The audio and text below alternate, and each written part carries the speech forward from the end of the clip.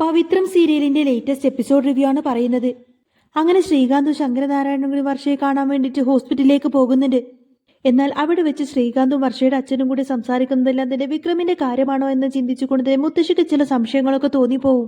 എന്നിട്ട് മുത്തശ്ശി നേരെ വേദയെ വിളിച്ചുകൊണ്ട് തന്നെ പറഞ്ഞതിന്റെ എല്ലാ സത്യങ്ങളും ഞങ്ങൾ അറിഞ്ഞു മോളെ. വിക്രം ഒരിക്കലും അങ്ങനെ ഒരു തെറ്റ് ചെയ്യില്ല എന്നും വിക്രമിനെ ആരോ ചതിച്ചതാണ് എന്ന കാര്യങ്ങളെല്ലാം തന്നെ ഞങ്ങൾ മനസ്സിലാക്കി. ഇപ്പോ എല്ലാവർക്കും എല്ലാ സത്യവും മനസ്സിലായല്ലോ. വിക്രമോൻ ഒരിക്കലും അങ്ങനെ ചെയ്യില്ല. അവനൊരു നല്ല പയ്യനാണ്. ഭഗവാൻ എന്റെ മോൾക്കായിട്ട് തെരഞ്ഞെടുത്ത് തന്നതാണ് വിക്രമിനെ. അതുകൊണ്ട് തന്നെ വിക്രം ഒരിക്കലും അങ്ങനെ ഒരു തെറ്റ് ചെയ്യില്ല എന്ന് ഈ മുത്തശ്ശിക്ക് നന്നായിട്ട് അറിയാമായിരുന്നു.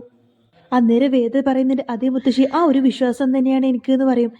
അപ്പോൾ മുത്തശ്ശി പറഞ്ഞു കൊടുക്കുന്നുണ്ട്, വേദമോളെ വർഷി പെയിൻ വന്നിട്ട് ഹോസ്പിറ്റലിലേക്ക് കൊണ്ടുപോയി അഡ്മിറ്റ് ആക്കിയിട്ടുണ്ട്.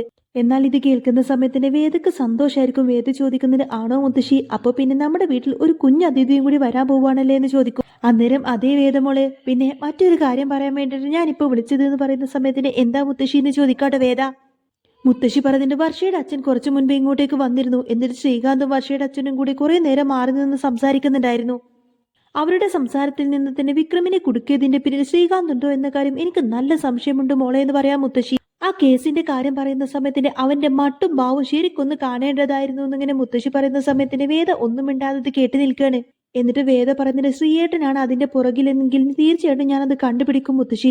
എന്നിട്ട് ഇപ്പൊ ശ്രീയേട്ടൻ എവിടെയാണ്? ഹോസ്പിറ്റലിലാണോ? അന്നേരം മുത്തശ്ശി പറഞ്ഞിട്ട്, അതേ മോളെ, ശങ്കറിന്റെ കൂടെ ശ്രീകാന്ത് അങ്ങോട്ടേക്ക് ഹോസ്പിറ്റലിലേക്ക് പോയിട്ടുണ്ട്. മിക്കവാറും വർഷമോളുടെ പ്രസവം ഇന്ന് തന്നെ കാണും. ഹോസ്പിറ്റലിൽ നിന്ന് എന്തെങ്കിലും വിവരം അറിഞ്ഞാൽ ഞാൻ ഉടനെ തന്നെ മോളെ വിളിച്ചറിയിക്കാം മോളെ എന്നൊക്കെ പറഞ്ഞുകൊണ്ടായിരിക്കട്ടെ മുത്തശ്ശി ഫോണ് കട്ട് ചെയ്യുന്നത്. വേദ ഫോണ് കട്ടാക്കിയിട്ട് ഇങ്ങനെ തിരിഞ്ഞു നോക്കുന്ന സമയത്തിന് ഇതെല്ലാം കേട്ടോണ്ട് വിക്രം അവിടെ നിൽക്കുന്നുണ്ടായിരുന്നു. വേദയെ കാണുന്ന സമയത്തിന് വിക്രം ചോദിക്കുന്നതിന്, നിന്റെ മുത്തശ്ശിയാണോ വിളിച്ചത് എന്ന് ചോദിക്കുന്ന സമയത്തിന് അതേന്ന് പറയട്ടെ വേദ. ആ സമയത്തിന് വിക്രം ചോദിക്കുന്നതിന്, നിന്റെ ഏട്ടനാണോ ഇതെല്ലാം അഭിലാഷിനെ കൊണ്ട് ചെയ്യിപ്പിച്ചത് എന്ന് ചോദിക്കും. അന്നേരം വേദ പറഞ്ഞിട്ട്, ശ്രീയേട്ടനാണോ ഇതിന്റെ പിന്നിൽ എന്ന കാര്യം ഇതുവരെയായിട്ടും എനിക്ക് തെളിവൊന്നും കിട്ടിയിട്ടില്ല. പക്ഷേ ശ്രീയേട്ടന്റെ കാര്യത്തിൽ എനിക്ക് ചില സംശയങ്ങളൊക്കെ ഉണ്ട്. അതുകൊണ്ട് തന്നെയാണ് എന്റെ ഏട്ടൻ ഒരിക്കലും ഇങ്ങനെ ചെയ്യില്ല എന്ന കാര്യം ഞാൻ നിങ്ങളോട് ഇതുവരെ ഉറപ്പിച്ചു പറയാത്തത്.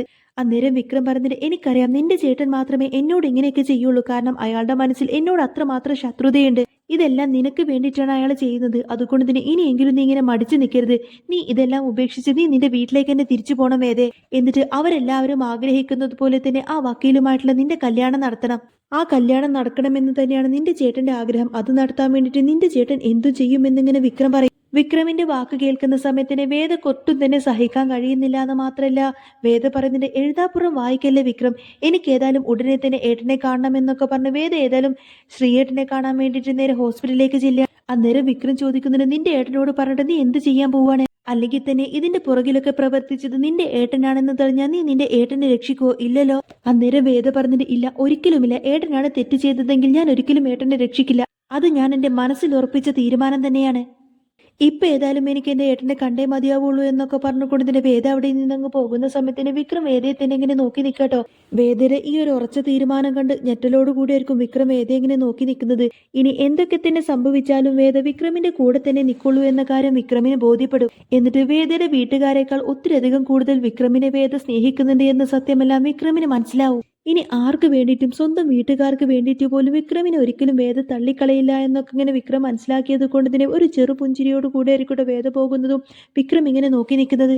അങ്ങനെ വേദ അവിടെ നിന്ന് നടന്നു പോകുന്ന സമയത്തിന് വിക്രമിനെ കൂട്ടിന് വിളിക്കും. അങ്ങനെ വേദയും വിക്രമും കൂടി തന്നെ ആയിരിക്കട്ടെ ഹോസ്പിറ്റലിലേക്ക് ശ്രീകാന്തിന്റെ അടുത്തേക്ക് ചെല്ലുന്നത്. അങ്ങനെ വേദ ഏതായാലും ഹോസ്പിറ്റലിലേക്ക് ചെന്നതിന് ശേഷം നേരെ ശ്രീകാന്തിന്റെ അടുത്തേക്ക് ചെല്ലുന്നുണ്ട്. എന്നാൽ ഹോസ്പിറ്റലിൽ വെച്ചിട്ട് ശ്രീകാന്ത് വേദയെ കാണുന്ന സമയത്തിന് ഞെട്ടലോട് കൂടി ആയിരിക്കട്ടെ നോക്കി നിൽക്കുന്നത്.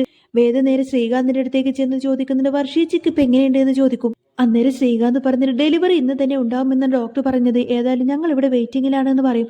ആ സമയത്തിന്റെ വേദയുടെ മുഖം അങ്ങ് മങ്ങുന്നുണ്ട് എന്ന് മാത്രമല്ല ശ്രീകാന്തിനോട് പറയുന്നുണ്ട്, ശ്രീയേട്ടൻ ഏതായാലും വിക്രമിന്റെ കേസിൽ രക്ഷപ്പെട്ടു എന്നൊന്നും വിചാരിക്കണ്ട. അഭിലാഷ് ഒരിക്കലും ഒറ്റയ്ക്ക് ഇങ്ങനെ ഒരു കാര്യം ചെയ്യില്ല എന്ന കാര്യം എനിക്ക് നന്നായിട്ട് അറിയാം. അവൻ ഒരിക്കലും 2 ലക്ഷം രൂപ രമ്യക്ക് കൊടുത്തിട്ട് ഇങ്ങനെയൊക്കെ ചെയ്യുമെന്ന് വിശ്വസിക്കാൻ വെറും മണ്ടിയൊന്നല്ല ഞാൻ. അതെല്ലാം അവരെ കൊണ്ടെല്ലാം ചെയ്യിപ്പിച്ചത് ഏട്ടനാണ് എന്ന കാര്യം എനിക്ക് നന്നായിട്ട് അറിയാം. ഏതായാലും അതിന്റെ പുറകിലുള്ള അന്വേഷണത്തിൽ തന്നെയാണ് ഞാൻ. ഇനി ഏട്ടൻ എനിക്കെതിരായിട്ട് എന്തെങ്കിലും ചെയ്തു എന്നറിഞ്ഞിട്ടുണ്ടെങ്കിൽ പിന്നെ കോടതിയിൽ വെച്ചായിരിക്കും നമ്മൾ ഇനി കാണാൻ പോകുന്നത്.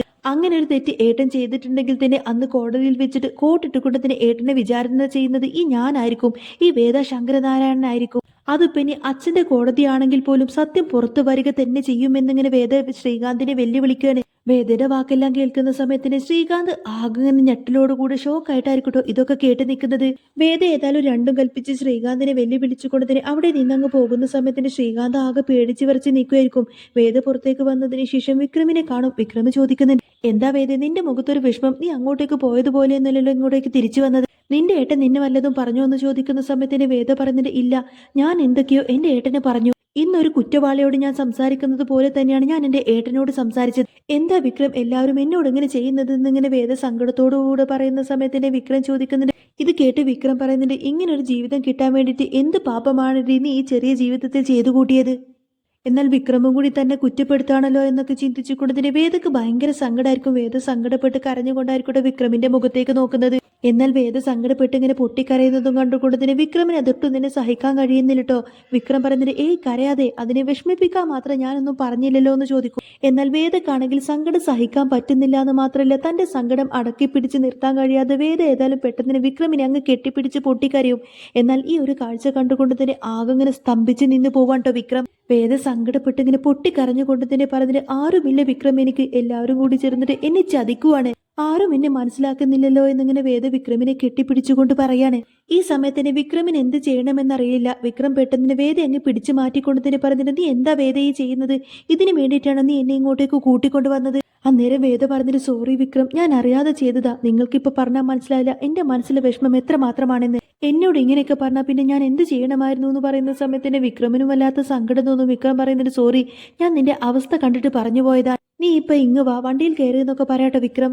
വേദേ, നീ ഇപ്പൊ ഇങ്ങ് വാ, വണ്ടിയിൽ കയറി, മറ്റുള്ളവരൊക്കെ കണ്ടാ എന്ത് വിചാരിക്കും? നീ ആ കണ്ണൊക്കെ തുടക്കുമെന്ന് പറയുന്ന സമയത്തിന് വേദ പെട്ടെന്ന് തന്നെ കണ്ണൊക്കെ തുടക്കും. വേദ ഏതായാലും കണ്ണൊക്കെ തുടച്ചുകൊണ്ട് തന്നെ പറഞ്ഞിട്ട്, നിങ്ങളല്ലേ ഇപ്പൊ എന്നെ കരയിപ്പിച്ചത് എന്ന് പറയുന്ന സമയത്തിന് വിക്രമിന് അങ്ങ് ചിരി വരികയാണ്. വിക്രം വേദയുടെ മുഖത്തേക്ക് നോക്കി ചിരിക്കുന്ന സമയത്തായിരിക്കട്ടെ വേദക്കൊന്നും ആശ്വാസമാവുന്നത്.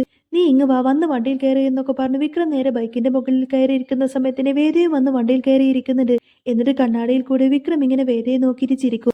എന്നിട്ട് വിക്രം വേദ ഓടി വന്നിട്ട് തന്നെ കെട്ടിപ്പിടിച്ച് ആ ഒരു രംഗം ഇങ്ങനെ മനസ്സിൽ ചിന്തിക്കുന്നുണ്ട് എന്ന് മാത്രമല്ല വേദയോടായിട്ട് വിക്രം പറയുന്നുണ്ട്, അതെ, നിന്റെ മുഖത്തിന് ഒട്ടും ചേരില്ല നിന്റെ ഈ കരച്ചിൽ. നീ ഇങ്ങനെ വിഷമിക്കൊന്നും വേണ്ട, എല്ലാ കാര്യങ്ങളും ശരിയാവും, നീ വിഷമിക്കാതിരിക്കും വേദ എന്നൊക്കെ പറഞ്ഞ് വിക്രം ഇങ്ങനെ വേദയെ ആശ്വസിപ്പിക്കുന്ന സമയത്ത് തന്നെ വേദക്ക് ഭയങ്കര സന്തോഷമായിരിക്കും. താൻ മാനസികമായിട്ട് തകർന്നടിഞ്ഞ അവസ്ഥയിൽ പോലും വിക്രം ആശ്വാസവാക്കുമായിട്ട് തൻ്റെ അടുത്തേക്ക് വന്നല്ലോ എന്നൊക്കെ ചിന്തിച്ചുകൊണ്ട് തന്നെ ഭയങ്കര സന്തോഷത്തിൽ ഇങ്ങനെ വേദ നിൽക്കുന്നതും കാണിച്ചുകൊണ്ടാണ് കേട്ടോ എപ്പിസോഡ് പൂർണ്ണമാവുന്നത്. ഇനി ഏതായാലും പവിത്രത്തിൽ നല്ല അടിപൊളിയായിട്ടുള്ള സൂപ്പറായിട്ടുള്ള ത്രില്ലിംഗ് ആയിട്ടുള്ള എപ്പിസോഡൊക്കെ തന്നെയാണ് വരാൻ പോകുന്നത്.